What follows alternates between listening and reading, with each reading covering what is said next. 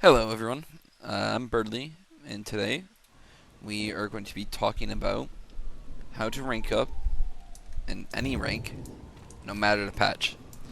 No matter if you're top 100 or if you're bottom 100, you should learn something from this video. Even if it's something obvious and just remind you of it, I think it's good to get everything set. With the new rank update, people want to climb, people want to rank up. So what better way to do it than to learn? For credentials, I'm Oracle 4 right now.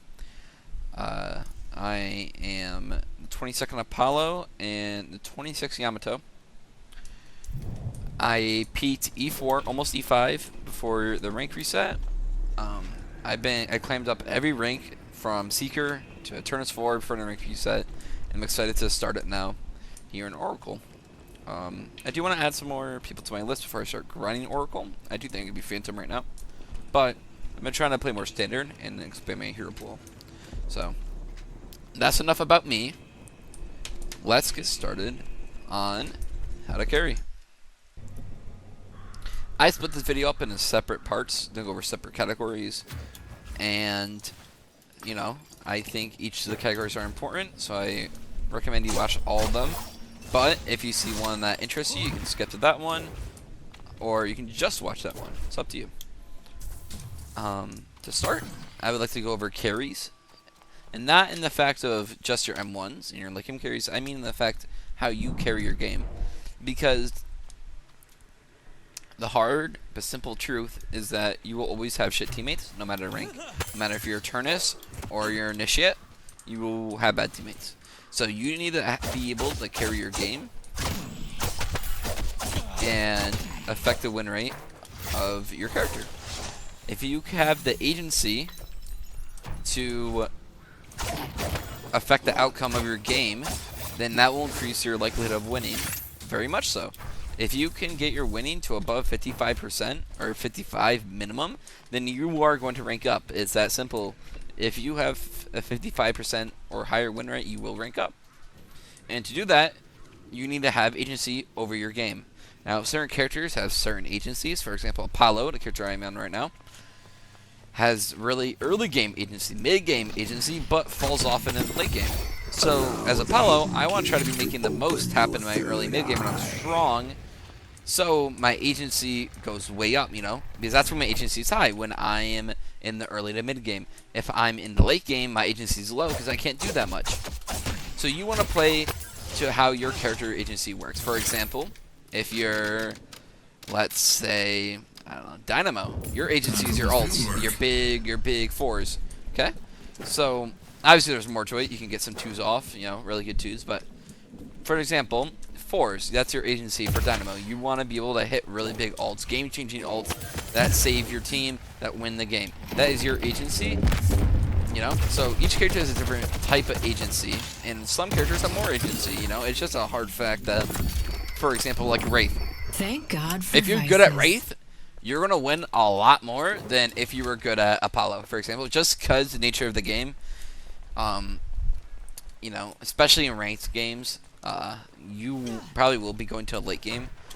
So if you can get strong for that late game, you can usually carry. It's the nature of late game carries. So some characters simply are easier to rank up with, have higher agency, like Wraith, like Venator, like your M1s. There's just less agency, like your supports, maybe your early games like Apollo or Calico. But it doesn't mean that you can't carry on those characters. I don't want it to be misconstrued as you can't carry on your supports, on your early games, because you can. My father before me, it's just how you play. And you just have to have the mindset of it, and you can't get frustrated when your agency doesn't hold up all game as those other characters, or your agency doesn't align with how you interpret it. Okay, you're not going to be able to 1v6. Okay, so you have to play to your strengths, and that goes into my second point. I think you should have a decent sized character pool, especially with the new change where you can swap characters before your round.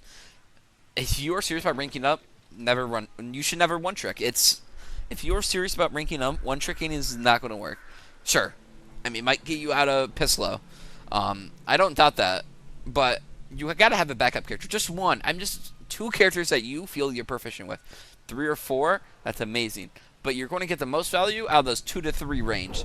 So if you can just get 2 to 3 characters that you are really good at, then that's going to help you rank up a lot. Because if I'm in a situation where I'm like, wow, let's say my team has like no frontliners, I can swap to Yamato before this game starts, and now we have a frontliner, and now we have a better chance of winning. Versus if I sit Apollo, mark my words, and we had no frontliner. It's only a matter of time. So like that. So just having 1 or 2 extra characters is going to help out a lot. Obviously, being proficient in one character over another is not bad, but having 1 or 2 backup characters is always necessary to ranking up. My next point I want to go over is your more like micro, like your inter-character stuff, like you're playing for life. No matter what character you're playing, you should be playing for life. I think there's not a situation in the game where you shouldn't be playing for your life. I mean, think of it like this, okay? Let's say, we'll use this as an example. Let's say we're pushing up lane, right? And I'm Apollo. Okay. If I push this, okay, I'm not going to do a lot of damage to his Guardian, but I can still do some, right? And if some other guy pushes me right now, I could fight him in here and maybe get the kill. Let's say I get the kill on this guy, but then I'm about to die to this Guardian, okay? Let's say this Guardian's about to kill me. Like, I can kill the guy, but I die in exchange. Sometimes it's worth, most times it's not. Because unless you're dual queuing, but even then, you are the only one you can trust on your team. So you need to stay alive. If you can survive, then that means that you're not on a death timer. If you're not on a death timer, you can do stuff around the map and you can help your team, you can carry. If you're dead, you can't. Obviously, earlier games, deaths don't really matter that much because you're only dead for 5 to 15 seconds max. But as those timers get longer, you cannot, it's not worth dying. Unless it's a positive trade, like 2 kills for 1, even then, if you feel confident that you can do more than just get 2 kills, you need to stay alive. It's worth playing your life because if you're dead, you're not going to get any souls, you're not going to be able to get any kills, you're not going to do anything other than just be fodder and just throw, because you can only rely on yourself. So when your teammate does a shitty play because you're dead, there's no one to blame but yourself. Sure, your teammate's shitty, but you know, you can't account for your teammate, you can account for yourself. So maybe that play where you're overextended and you gotta kill him and be like, oh, I got my 1, I don't need to do anything, that's bullshit. That's not how you rank up. You need to be playing for your life. You need to be playing smart. You need to be playing for the best way you can carry the game. And the best way you can carry the game is by being alive, because the more you're alive, the more you're able to get boxes, farm, souls, everything you need to carry the game later or now. So, playing life is the most important thing you can do in this game for carrying. Itemization is also important. Make sure you're not picking a troll build. For example, I really like Fred's build, but just finding any good build is helpful, especially if they have a TTP attached to their name. Most time that's promotion, obviously, but people who stream for the most part know what they're doing. So I'm more likely to go for these 2, you know, and these 3 builds over something like, I don't know, just a random build on here, whatever. You get my point. Going for trusted members and community builds are always good. So look for names that you recognize, because if they're good at the game, most likely they know what they're talking about, meaning most likely they can create a good build. So don't go for your troll builds, okay? I mean, they're fun, but if you want to rank up, you gotta play serious, okay? What is your character good at? If I'm Apollo, I'm not going to be building burst fire and, I don't know, split shot, right? That's not going to do anything. You know, sure, it's off meta, sure, whatever, but realistically, if you want the highest agency of the game, you have to play to your character's strength, okay? Sure, you can get a spike on Apollo, that's fine, but that's not the point I'm making. I'm making the point that when you are ranking up, your itemization needs to be important, okay? Buying the right items at the right time. If you're behind, you want to buy damage items. So if I'm behind, let's say I'm down like 10k, okay, maybe not 10k, but let's say I'm down like 5k in enemies, I'm not going to be buying Spear Resilience or Warpstone or, you know, these sort of stuff. I'm going to be buying for my main build. I'm going to be buying my Boundless, my Tank Buster, you know, my stamina, stuff that keeps me able to be my character and do agency with my character. Okay? Because if I'm buying Spirit Resilience, I'm not doing much damage 5k behind at 15 minutes anyways. But if I'm buying Boundless, now I'm doing damage. Sure, you might not survive as long, but you can take advantage of the enemy. And those kills you get with your new item, with your new strength, those can turn into new souls, which means that once you're even or even ahead of the enemy, that's when you want to focus on your greens. So when you're behind, damage. When you're ahead, greens. Because when you're ahead, you should not be dying. Dying when you're ahead is the worst thing you could possibly do. If you're strong, your mere presence on the map is enough. So as soon as you're off it by being dead, your presence is gone, your lead is lost. So make sure when you're ahead, you should never die. Buy as many greens as you need to. Obviously stick to your build, but do what you need to. My next point is learning characters. Don't be stubborn. Please, please, please, please don't be stubborn. Let's say I'm on Apollo, right? Well, I'm not going to be like, wow, I'm the best Apollo player in the world. I have nothing to learn from this character. You know, I know this character like the back of my hand. There's nothing to learn, okay? It's not true. You can learn. There's always chances to learn, no matter who you are. You can learn. So, drop that ego, okay? I don't care if you're the best shit player any of your friends have ever seen, or you're the best Mina player. It doesn't matter, okay? When you rank up, there's going to be harder people to face, and those harder people will beat the shit out of you. So you need to learn from your mistakes. Learn from pros. Learn from people who play your character really well. Learn what they're doing different, if anything at all. You know, look for how they get out of mistakes, you know, stuff like that. And that's going to help you rank up, because that's going to help you humble yourself, one, because I'll get into the mental section, but you should not have an ego, you know.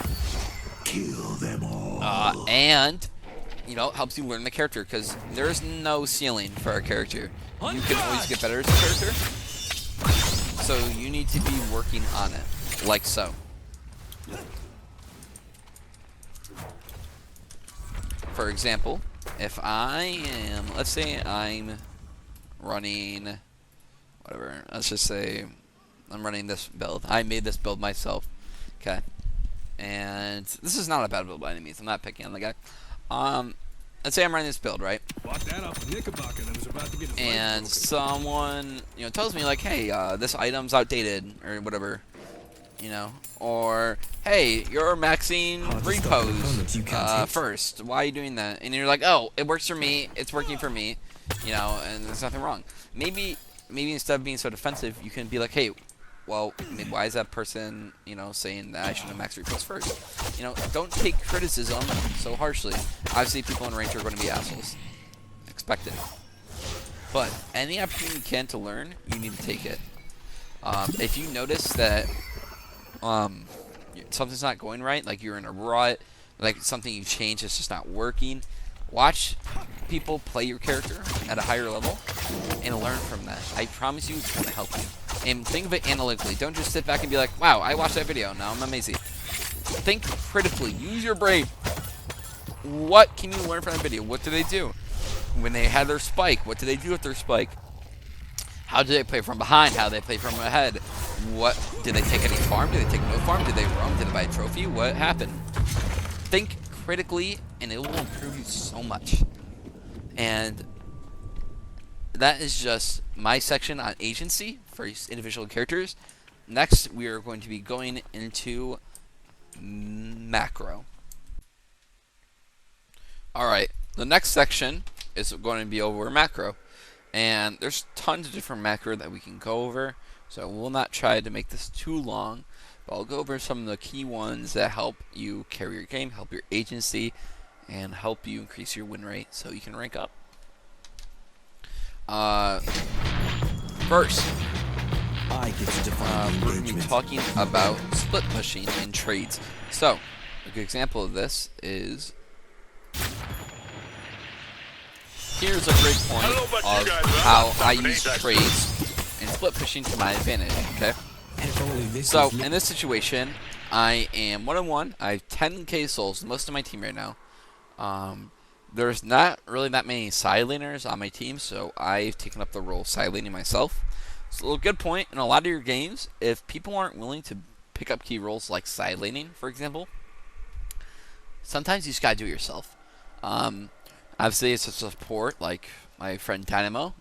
He probably doesn't want to side lane, but I can. McGinnis probably can as well. Hayes can. So us three are really our side laners. They're not optimal. McGinnis is probably the most quote unquote optimal, or Hayes, but they haven't really been side laning this game. So I am taking it up after lane to stay in this lane and push it.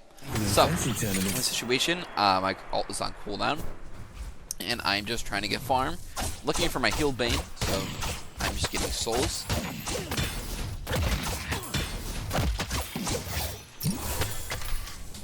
And then my team starts getting into a fight. So you notice how I'm the only one on this side of the map, okay? All 5 of my teammates are on this side of the map. Now what does that tell us? That tells us, hey, they're pushing really deep over here. They're chasing my team. I need to do something on my side of the map. Now, that might sound dumb, because if I die, then Eternus just gets this free side of the tower. So I have to be careful. But when something's happening on the other side of the map, you want to do something on yours. Whether that's taking farm, whether that's pushing Walker, getting a kill. So I see Abrams. I see Page. So it looks like they're scuffling a little bit. They're calming that they're chilling a bit right now. The rift comes up. So I'm like, okay. I start thinking, what do I need to do to give my team the most potential? I realize the best thing I'd probably do in this situation is try to go for tower. So I immediately hop on zip line. I do this lane. I push wave. Now, Eternus is here, so that creates a problem. I need to kill this guy. Otherwise, I'm going to die to him. And I'm going to lose tower. So I have to kill him, and I do a lot of damage to him. If you notice, his build, he has a lot of damage. He only really has one spear, one item to help him. And that's what sustain, not really base regen. I mean, not really base health. For example, his health is only 1800. So it's really easy for me to kill him right now. I'm strong. I have my Spirit Spike. I have my max 3. It's really good for me to fight here. And I ult him. And I just run him down. Let's go blue. I get some damage on the tower, but I'm not able to take it. I make a decision that, okay, it's after Rift. They are pushing this still. I killed Eternus. I don't know if one of them will back, but for right now, they're all on the map right now. So I make the decision that I'm going to push this wave again and do damage to the tower. I do think I make a misplay here, and I leave early, but I do a lot of damage to this tower. So I leave here. The Walker's under half health. My thought process is I can easily burst this again if given the opportunity, because it's so low. And right here, my teammates were backing up, so I did not know if anyone was on the map at all. No one was on the map, actually. So I didn't know if they were retreating, they were helping or not. Funnily enough, none of them come to help this. I think they count this as a lost lane and just kind of try to commit for my Walker over here. Did not work out for them. I probably should have stayed. I probably could have stayed. But I don't have my max 1 yet. So my escape is not the best. But I probably could have. I could have killed that Walker if I pushed it a little bit more. I could have limit tested a bit, which is my fault. But I learned from that. Now, I do this a bit more. I just farm a bit. I stay on the side lane. I got a kill on their one of their M1s. Okay, so I didn't get a Walker, but meaning they didn't get a Walker either. It's kind of an even trade for the fact that yeah, my team died, but I made a lot of tower damage, and I shut down their Eternus who was farming for literally the last like 5, 7 minutes. So right now I'm just securing my farm. If they want to stop me, they're going to have to work. And my for team it. is pushing really hard here, but they back up after a Guardian. So I elect to just stay safe and grab my camp. I'm really close to my spike here. It's a really good point. I'm really close to my spike boundless rate. This puts me so ahead of everyone else once I grab this boundless. But for the moment, before I get my balance, when I'm like 1k or under, I really don't want to fight. I don't want to push anything. Because if I can get this, it'll be all worth it. So I have a 1k bag. I am just trying to get souls so I can do this. I get waves, it gives me enough. Slay them. So I'm going back to base. I wouldn't always recommend going to base. I wouldn't recommend going to base 99% of the time when buying something, but I'm not that healthy right now. And when I come out, I want to be healthy enough to run down this lane and get this. So I'm going back to heal a bit, buy my item, and make sure that my 800 to 1k bag is not taken from a random kill by whoever's on their team. I see it burning. We try to run down some furnace. Doesn't really go as planned. He gets out. But my Calico dies. My teammate stays here and fights, so I try to help him. We gotta kill him in the furnace, so shutting down the M1 again. And we kill the Lash. So now my thought process is they're pushing my yellow super, or my blue super hard. I want to trade this because they're going to get blue walker. So again, trade, split pushing. While they're doing that, I want to say, hey, there's 3 down their team right now. I can get this walker. Now, and first is coming out really soon, so it's Lash, so I gotta make this quick. That's why I go on this page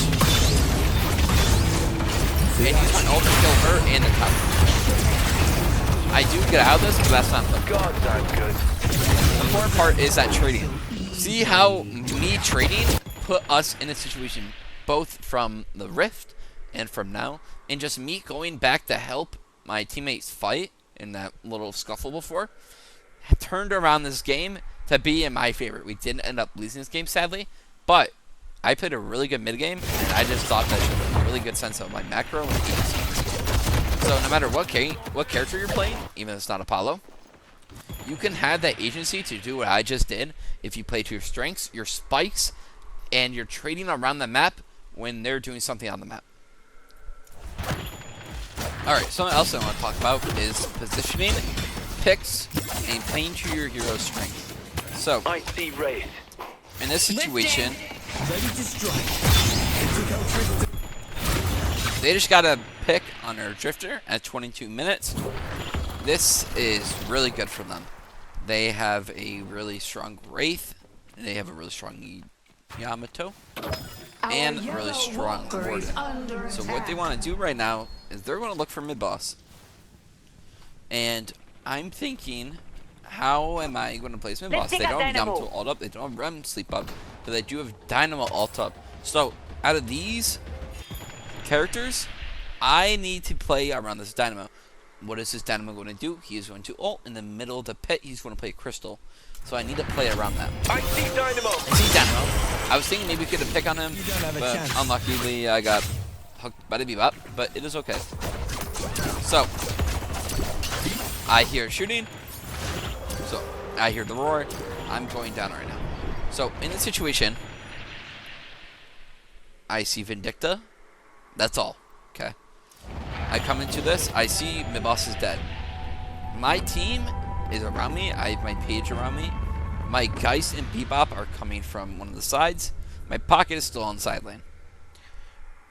My best bet here is to get kills, because if I go for his rejuve, I'm just going to get shredded by a Wraith. I'm just going to get Dynamo ulted. I'm just going to get Warden Cage. It's not good. So I see Vindicta's low. I ult her. I catch room with it. And then I immediately start doing damage to the rest of the team.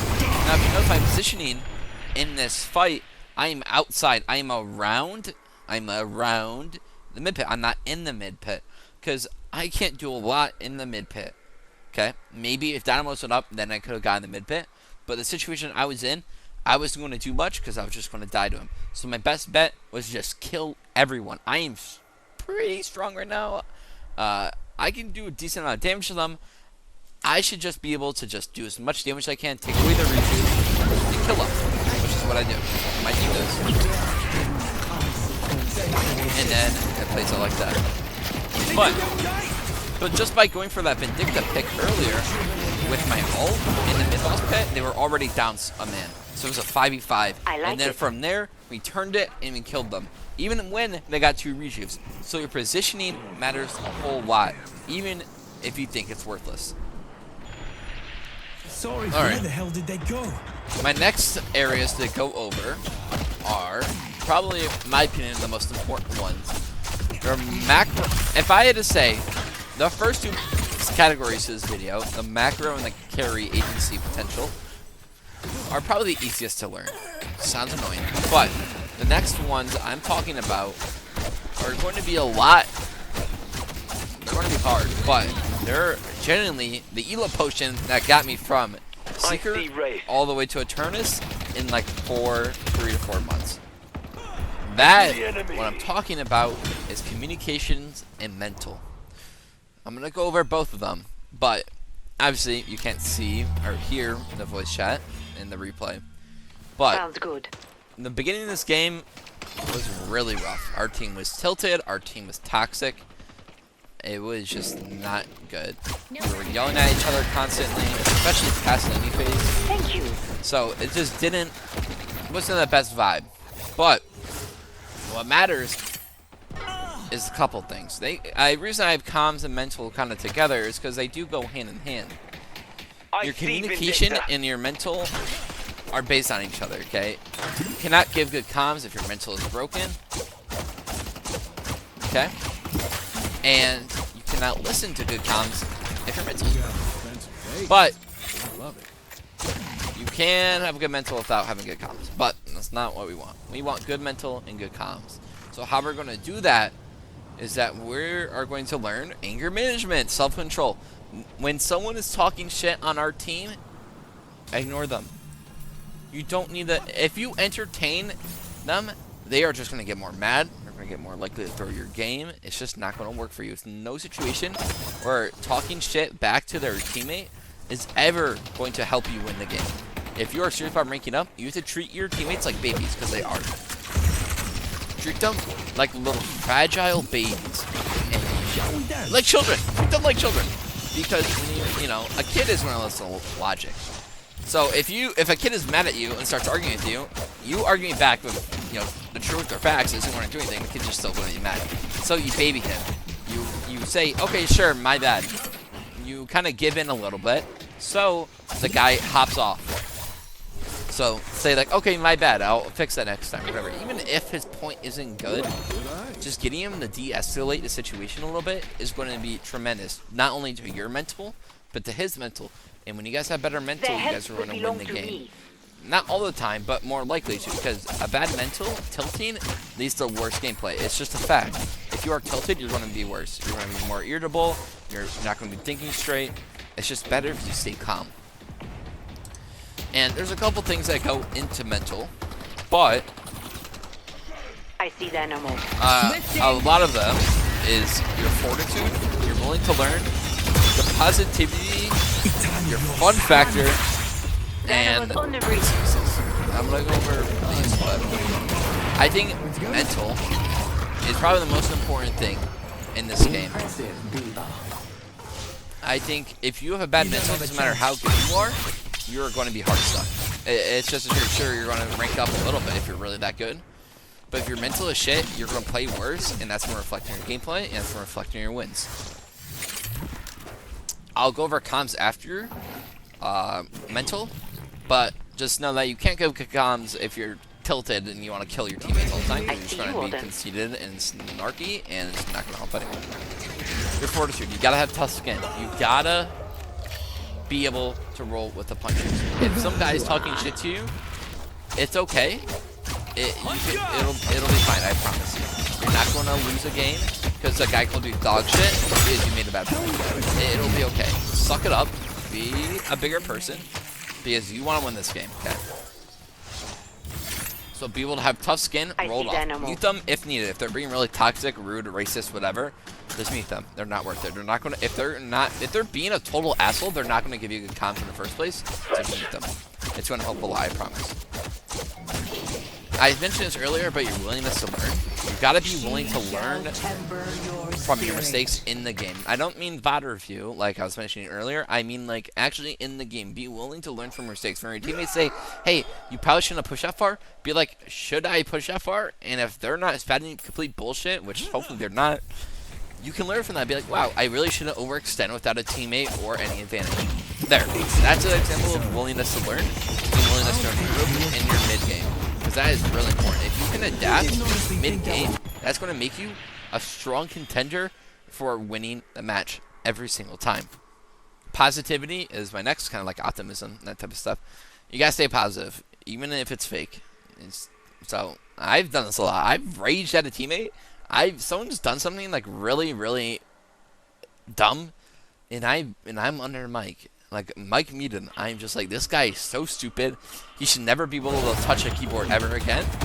But guess what I'm going to do? I'm going to press T. I'm going to push the talk, my button. And I'm going to say, it's okay, man. You got this. We're going to get to the next one. It's what you're going to be like. You're going to be the good teammate. You're going to be the good leader that you need to be to carry the game. Because if you're not being a good leader, if you're not helping your teammates mental, then you're not helping your own, which means that your teammate's going to play worse. You might play worse because you're tilted at your teammate and how bad they're doing. I'll use my speed. And it's just a lose-lose. So stay positive, force that positivity. Don't be a dipshit. Just be nice. Be empathetical to your teammates. They might be having a bad game, but if you talk them up, they might do better. It's happened to me. I've had bad games, and my teammates are talking me up. They're being nice, and I feel like I want to do better, so I tilt less, and I lock in. I think what's really important, though, is having fun. Make sure you're having fun in the game.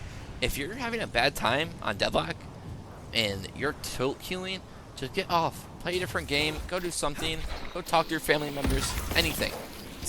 Because if you're mad and you're not having fun, you're not going to do good. The best players in this game are one that have fun while they play. Because when you're having fun, you're more likely to learn, you're more likely to be better, you're comfortable, you're relaxed. Now, don't have so much fun when you're growing or you're distracted.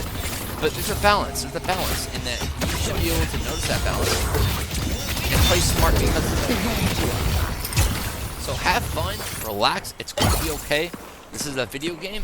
Yes, we want to rank up. Yes, we want to be the best at this video game. But at the end of the day, it's a video game. So try to have a little fun with it. It's okay to rage. It's okay to get mad. But just have fun. If you're not having fun, get off. I promise you. It's going to save you a lot more losses if you just get off when you're not having fun. Alright. This is the most important one, the mental. It's the one that I know a lot of people struggle with. It's excuses. You got to stop excusing yourself. You gotta stop blaming your teammates. Because your teammates are bad, yes. But if you're not willing to help them or carry them, if you're not carrying them, if you're doing bad yourself and you're talking trash, what are you doing? Like, it just blaming your teammates because you're not doing good, or blaming your teammates because you made a bad play, will never lead to anything. You're going to tilt your teammates, you're going to tilt yourself. Versus just, like I said, just thinking for a second, what could I have done better after that death? If you're thinking, what could I have done better after death to prevent that death, you are going to improve so much faster than your peers, and you are going to rise through the ranks faster than you will ever know. If you treat each death as a learning opportunity, each game, each loss, each win as a learning opportunity, you will climb the ranks so fast you won't even know what to do. But it starts with a mental. It starts with stopping with the excuses. Drop the ego. You are not the best in this game. You are not hard stuck because of your teammates. You are hard stuck because of yourself. And it's important that you realize that, because your teammates, sure, they're bad. They might lose you a game. They might lose you 5 games in a row. But if you're good enough, you will be able to get those 5 games. And you gotta be able to roll the punches and stop making excuses, because the more excuses you make, the less you're gonna learn, the more tilted you're gonna get, the worse you're gonna play, the worse you're gonna affect your teammates, and you're generally just not a good person. Like even outside the video game, if you constantly are just blaming other people, you're not going to have a fun life. So treat it like that, you know? Like, take accountability, drop your ego. You are just as good as your teammates. You are just as good as the weakest link on your team. Treat yourself like that. Be empathetical. Be nice. Treat your teammates with care, respect, and I promise you it will lead to a lot more wins than just being rude and just blaming your teammates for your bad plays. So learn from your mistakes. Don't blame your teammates. Even if they did make a bad play, don't blame your teammates. Say over to Mike, it's okay. We'll get the next one. And just take a deep breath, learn from that, see if there's anything you could have done. It's all about agency. It's all about dictating your agency. And that kind of goes into the next one. I kind of hinted at that, but your comms. You need to be able to IGL. There's some situations where, let's say, for example, you have a really heavy accent or something, and the people in this game are just assholes. I sound like a white dude. I have a higher pitched voice, but I sound like a white dude, okay? So, like, people are less likely to be assholes to me than if you sound like the stereotypical, like, let's say, like, immigrant who has a really deep voice or a really heavy accent, or a guy who talks in or a black guy who talks in AV. You're less likely to get, obviously, I'm less likely to get, like, attacked and there's racism, period, because I sound white. Maybe I should it's just pull how it back. is. So there's some situations where you can't IGL as hard, like, and I understand that. Do what makes you feel comfortable. There's other ways to do it. The ping system in this game is pretty good. If you can constantly ping what you need, that should work for IGL. And that's why I put comms up then. Because they're not the most important thing, but they definitely do have an effect on your game. If you can IGL right, then you're going to influence your games a lot more. Okay, even just pinging when to go mid, typing in chat, you know, like that'll be fine. I promise you. If you are active in chat, like how you be active in PC, then it's just as good as being PC. Especially for a fast fighter. But either way, IGLing. I need you to encourage your teammates, de-escalate the bad teammates, de-escalate yourself if you need to. And if your teammates are committed to a bad idea, instead of going off on your own and leaving them to die, do it with them. I know it sucks. But a bad idea together is going to influence and win that situation a lot more than doing a good idea alone. And that's just kind of the nature of it. It's a solo. The new ranked is only solo and Dooku, so that it's going to be less coordinated in general. So doing a bad play together, you get the results you don't expect a lot of the time. So that's good. Okay. But IGLing, calling when buffs are up. Remember, just saying over the comms. Buffs in 30, buffs in 15. Calling when mid boss when you are dead, and you have when you have waves. Calling for objectives, you know, saying that we should push this walker, let's trade, go for risk, don't go for risk, that type of stuff. The stuff that you think in your head, oh, you know, why didn't this person do this, blah, blah, blah. Say it over the mic, but make sure you say it nice. Don't be an asshole.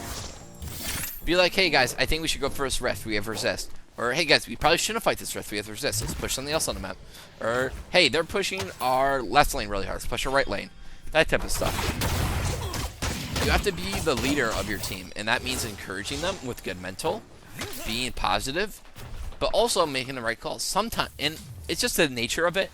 When you IGL, you will make bad calls. It is okay, but you need to learn from those bad calls. There's many times I've made a bad call that's lost my team either the game, or you know, like a team fight, and I've been told to never come again. I've been told, you know, apparently I've been told that like.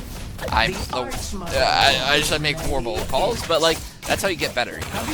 And I guarantee you, that person who's telling you, oh wow, you make horrible calls, they're not coming, they're not calling. And if they are, you guys can plan something together. You know, work together. They're your teammates. It's a team game. It's not a fighting game. It's a team game. So if you communicate and coordinate with your team, you're gonna win a lot more than if you stayed quiet and if your mic on mute all day and complain to yourself. So remember, IGL. Work together, encourage each other, and de-escalate hostility. Meet the guy if needed. Tell your teammates to mute if needed. Just do whatever you... The team morale is so Headed to yellow. important, you do not understand. It dictates a lot more than you think.